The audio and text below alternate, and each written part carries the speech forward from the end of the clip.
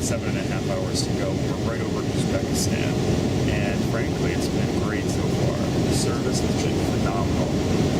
Dinner last night, I had a Thai duck dish that was great, chocolate mousse, and really the flight attendants have just been spectacular. You know, dressing me as Mr. Kelly and getting me anything that I need. In fact, I just woke up from a 7-hour deep sleep in my lie-flat bed.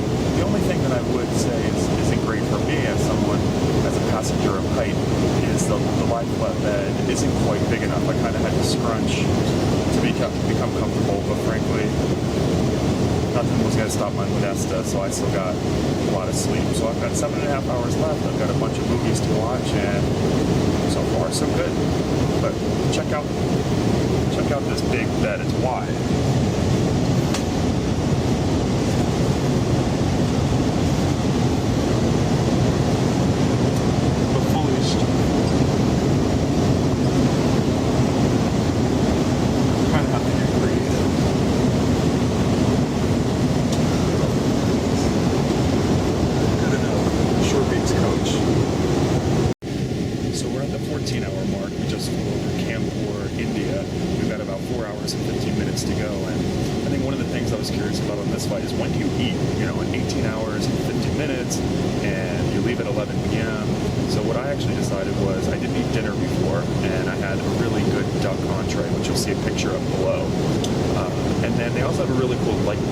So you can order at any time throughout the flight. So I've already gotten I got these hot cakes. What were they? Griddled hot cakes with blueberry compote several hours ago. And now I'm actually about to have my second light bite, which are the braised udon noodles with chicken. They also have a Dunkin' Donut, which I'm curious about, but I'm going to pass on, and fish congee. So take a look at my meal. So far the food has been delicious.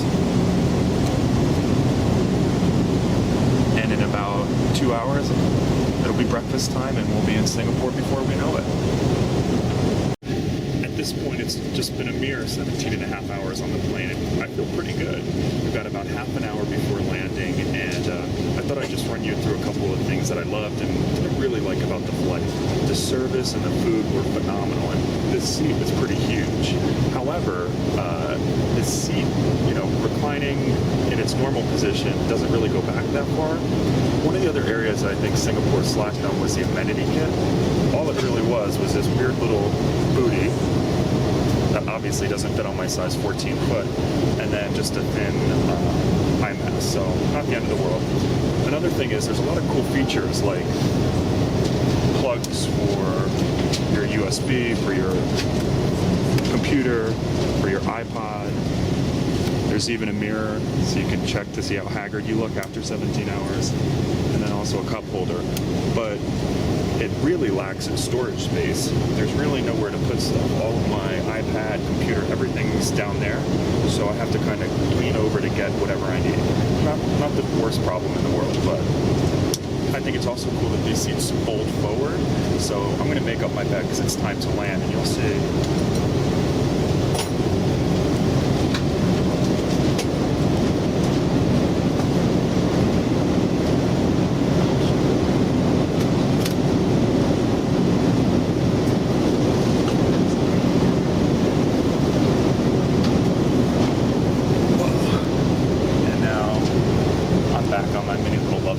So overall, it was a fantastic flight. I can't believe I've now pretty much accomplished the longest flight in the world.